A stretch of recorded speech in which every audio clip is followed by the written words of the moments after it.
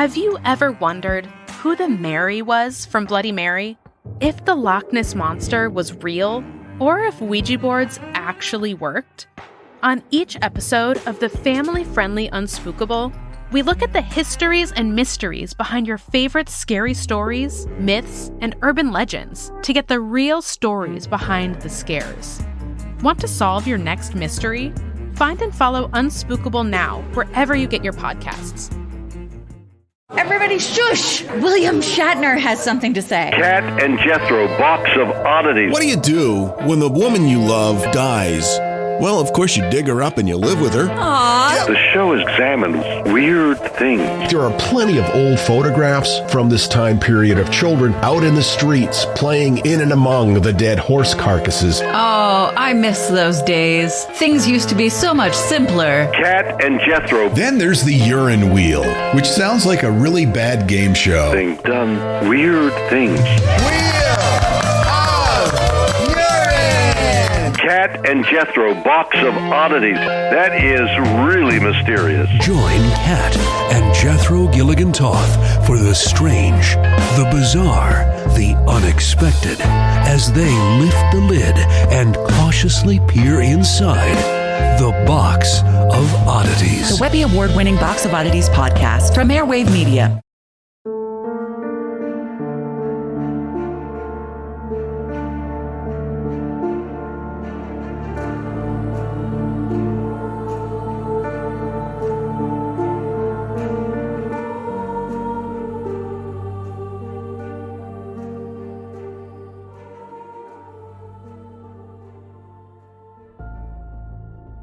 Hello, friend, and welcome back to Foul Play, in the second and final episode in our series about the Vanishing Blonde, also known as Inna Budnystska, the 21-year-old Russian girl who became the subject of one of the world's most incredible mysteries. Between 3:41 a.m. and around 8:30 a.m., nobody, not even Inna Budnystska, knew where she was. The hotel cameras hadn't captured her exit. There were no signs of break-ins or Inna falling out of her window. The woman had simply vanished from her room and appeared hours later, beaten up in a cul-de-sac in Florida. It almost seemed like a magic trick. Private investigator Ken Brennan meticulously studied the video footage, accounting for every guest's movement in and out of the hotel. As he eliminated potential suspects one by one, Brennan's attention was drawn to a tall, broad-shouldered man seen entering the elevator with the victim.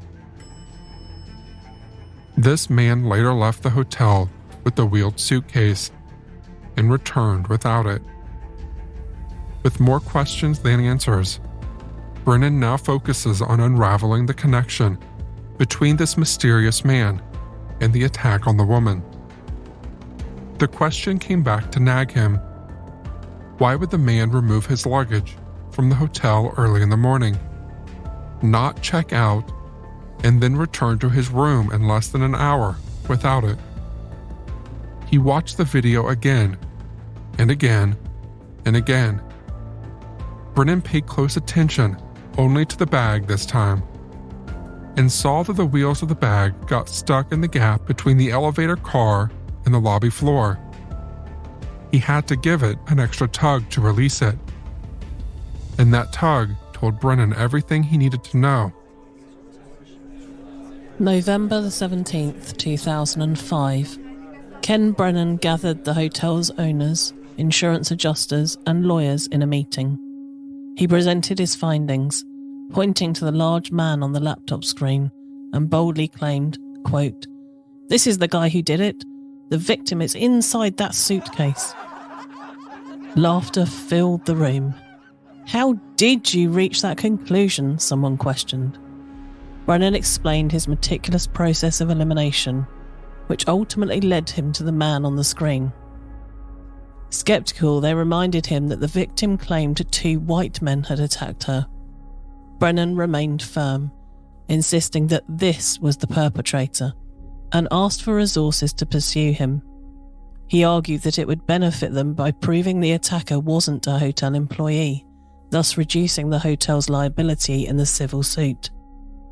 So, reluctantly, they agreed to let Brennan continue his investigation. The hotel records offered no help, so Brennan returned to the video footage. He examined every appearance of the suspect, eventually noticing him with another man, wearing a white t-shirt with the word Mercury on it. In one of the videos, the back of the t-shirt revealed the word Verado. After some research, Brennan found that Verado was an outboard engine manufactured by Mercury Marine, a subsidiary of the Brunswick Corporation. Brennan contacted Mercury Marine's head of security, Alan Sperling, but learnt that their employees had stayed in a different hotel. Sperling mentioned that the t-shirts were given away at the boat show's food court. Brennan then reached out to Centerplate, the company responsible for the food court, and discovered that they had housed some employees at the Regency during the boat show. After more investigation, Brennan learned that the large man with glasses had been hired to work at Zephyr Field, home of the New Orleans Zephyrs in Metairie. The problem was that Hurricane Katrina had devastated the area just months earlier, scattering the community and making it even more challenging to track him down. But Brennan remained persistent. The hotel insurers hoped Brennan would find evidence that Inna was a prostitute and had been assaulted by a client, which would have reduced their liability. But Brennan was more focused on finding out the truth, whatever the truth was. Detective Foote, having provided Brennan with all the information he had, focused on cases with more promising leads. Nevertheless, Brennan couldn't shake the image of the confident, large man with glasses, possibly searching for his next victim. The New Orleans lead was both a blessing and a curse. Brennan had a friend in the city's police force, Captain Ernest Dima, who had helped him identify the man as Mike Jones. But when Brennan called, he learned that Jones no longer worked at Zephyr Field and had disappeared.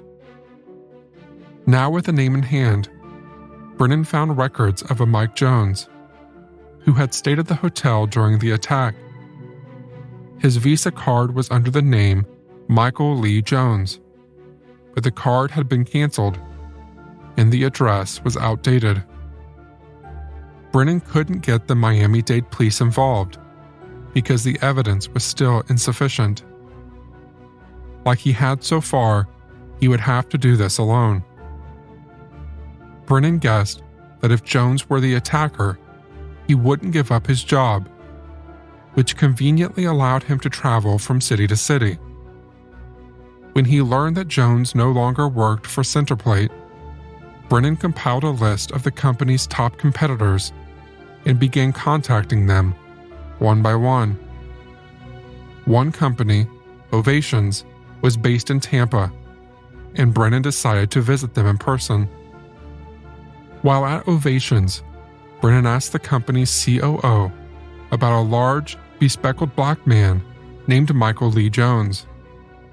The executive refused to provide any information without a subpoena, which made Brennan feel he was on the right track. The subpoena was merely a formality now. He obtained it and found that Ovations indeed employed a Michael Lee Jones, who was currently working in Frederick, Maryland. As the sun set on an early spring evening in the Appalachian foothills, Michael Lee Jones stood behind a barbecue counter at the Harry Grove Stadium. Detective Foote, a native Floridian unaccustomed to the cold, shivered underneath his coat, still determined to bring justice to Inna. Detective Foote had been contacted by Brennan, who provided him with information about Jones. Although Foote admired Brennan's determination, he remained doubtful, knowing the case had long odds. However, with Jones as the first legitimate lead in a long time, Foote had to pursue it. Department protocol required detectives to travel in pairs when confronting suspects out of town, so Foote partnered with another detective who was already heading to the Washington suburbs. Together they drove an hour and a half to meet Jones in person. Foote had called Jones earlier that day, keeping the conversation vague. He mentioned an incident in Miami during the boat show and confirmed Jones had been working there. Jones, polite and forthcoming, agreed to meet Foote and provided directions to the ballpark. Upon meeting, the detectives found Jones to be a towering, broad and physically imposing man. Yet his demeanour was remarkably soft-spoken, gentle and seemingly passive. Jones, wearing an apron and clear-rimmed glasses, appeared well respected by his co-workers. He led Foote and the other detective to a picnic area outside the stadium to talk. Foote asked Jones about his encounters with women in Miami. Jones admitted to one hookup with a white German woman, but denied any involvement with anyone at the airport Regency. Foote wasn't convinced Jones was their suspect. The large man seemed truthful, with no signs of guilt. With the temperature dropping, Foote cut to the chase, asking Jones if he had committed the rape. Shocked, Jones vehemently denied any involvement. When Foote asked for a DNA sample, Jones agreed without hesitation. This willingness further convinced Foote that Jones was not their man. He collected the DNA swab and reported the whole conversation back to Brennan, who remained confident Jones was the culprit. Foote didn't see what Brennan saw and dropped it, but months later, the DNA report returned. Jones was a match. Hello everyone, Takuya here. And I'm Gabby. And we are the hosts of History of Everything, a podcast which you can probably guess by the name is, well, it's about everything. Do you want to know why people thought potatoes were evil and would give you syphilis? Are you curious about all the stories of the terrible and stupid ways that people have kicked the bucket over the years? Do you want to hear tales about all of the different badasses of history and the lives that they had brought to life? Well, if so, then look no further. History of Everything is just the right podcast for you. It's available on Spotify, Pandora, and anywhere else that you get your podcast from. Join us for some fun and just see how weird and wacky history can be. In October, Brennan traveled to Frederick to join Foote in apprehending the suspect. It had been nearly a year since Brennan took on the case. Jones was officially charged with numerous felonies, including rape, kidnapping, and the severe assault of a young woman.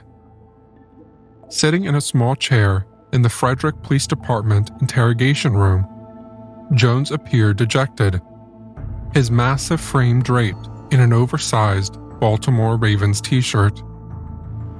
He constantly denied all allegations in a gentle voice, unusual for a man of his size. He adamantly claimed he would never harm a woman, and though he acknowledged having sex with the victim, he insisted she was a sex worker and he had paid her $100 for the night. When confronted with pictures of the victim's battered face, Jones pushed them away, maintaining his innocence. Brennan questioned him about the odd timing of removing his suitcase from his hotel room, and Jones offered a vague explanation. Jones's story wavered when Brennan pointed out the extra effort needed to lift the suitcase from the elevator, leading Jones to remember he also had several large books inside. But when he was asked to name any of the books in the bag, Jones couldn't provide a single title. There was nothing they could do except let the case go to trial. That, however, proved to stack the cards against Inna Budnystska. Brennan's theory was that after sexually assaulting Inna in his room, Jones placed her in his suitcase, exited the hotel unnoticed by night manager George Perez, and drove away at 5:31 a.m. According to this theory, Jones disposed of the body and returned to the hotel at 6:21 a.m., leaving just enough time to begin his workday at the boat show. He casually entered the hotel restaurant at 7:59 a.m., joined a friend for breakfast, and then headed to the parking lot to leave for work. Though a good theory, Inna refused to accept it. She insisted that the attack happened in her room and that it was perpetrated by multiple white men, not a single African American man.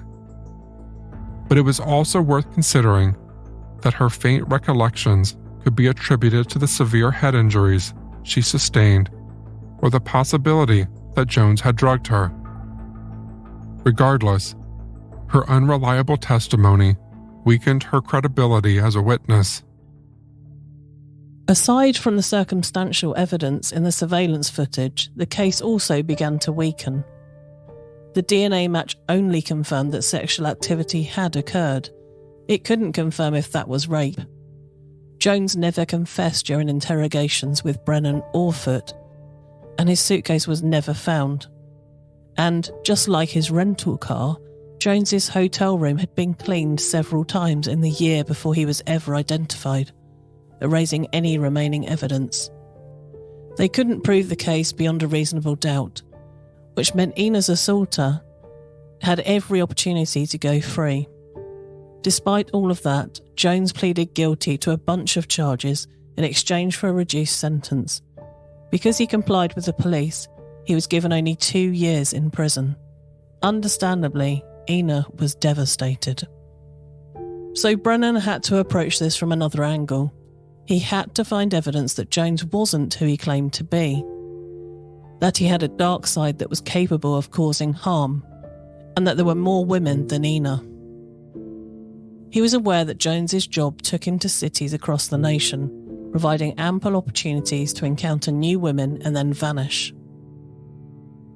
Brennan urged the Miami-Dade police to submit Jones's DNA to the Combined DNA Index System, which is the FBI's national database.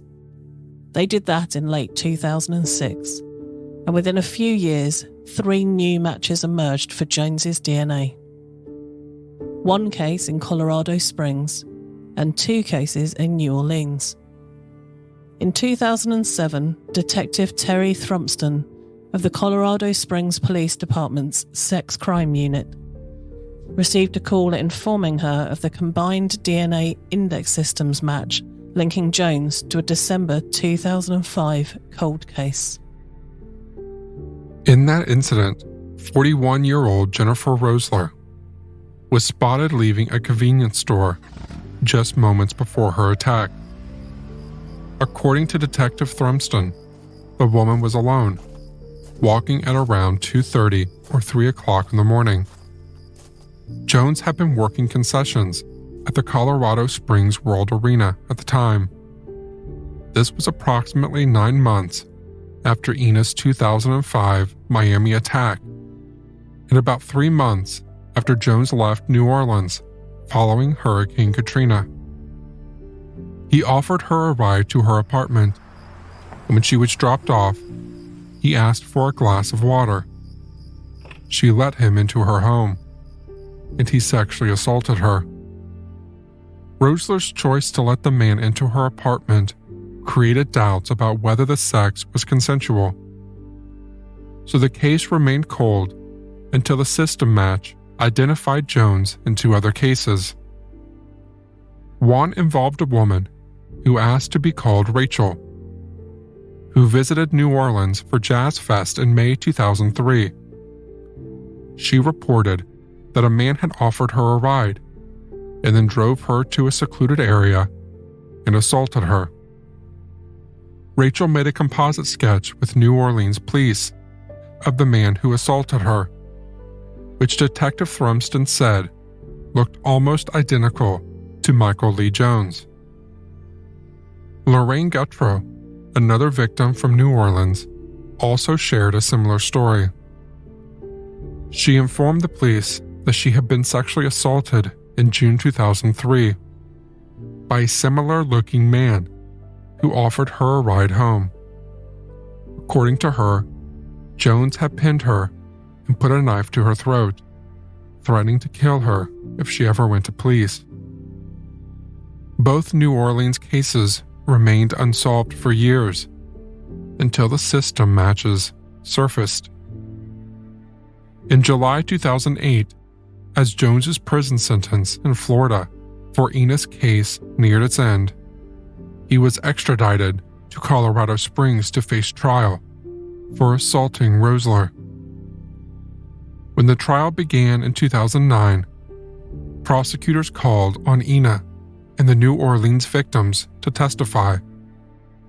Jones pleaded not guilty to the sexual assault case in Colorado, and his lawyers tried to argue that sex with Rosler was consensual.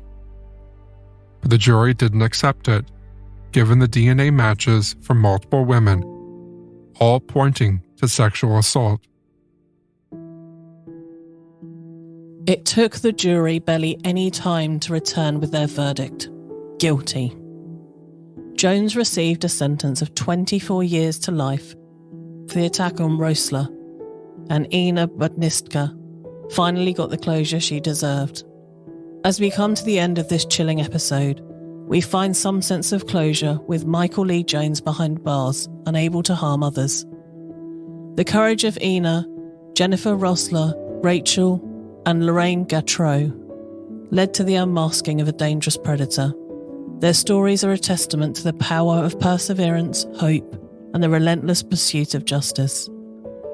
Thank you for joining us on this journey. If you've enjoyed this episode of Foul Play, we invite you to subscribe to our podcast. Each episode dives deep into the compelling cases, exploring the darkest corners of criminal minds and the tireless work of those who bring them to justice. Tune in next time as we unravel another gripping case right here on Foul Play.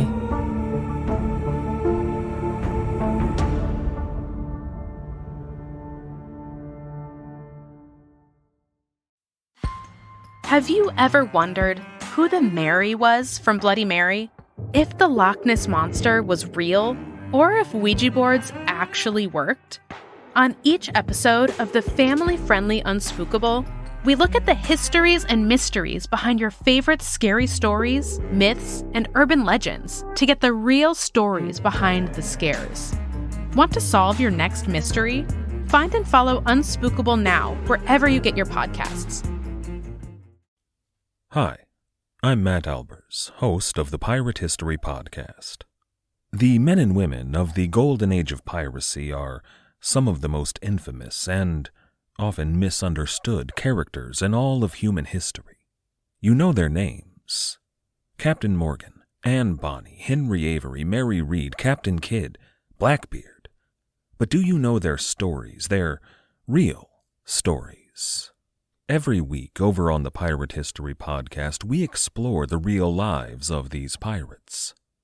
We examine what made these pirates sail the high seas in search of plunder and adventure and revenge. The real stories are a lot more complex and a lot more interesting than the stories most of us have been told. If you'd like to hear the stories of the real men and women who went on the account and sailed under the black flag, join us on the Pirate History Podcast.